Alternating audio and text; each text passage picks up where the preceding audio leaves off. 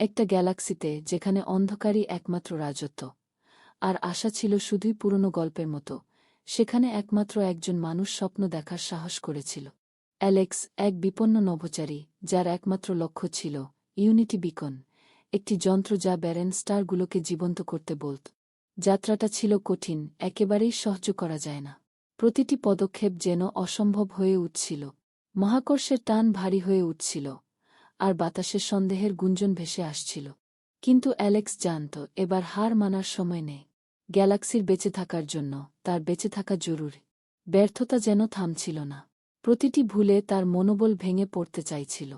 কিন্তু অ্যালেক্স মনে রাখল, ব্যর্থতায় সৃজনশীলতা জন্ম নেয়, আর অধ্যবসায়ী তৈরি হয় মহৎ।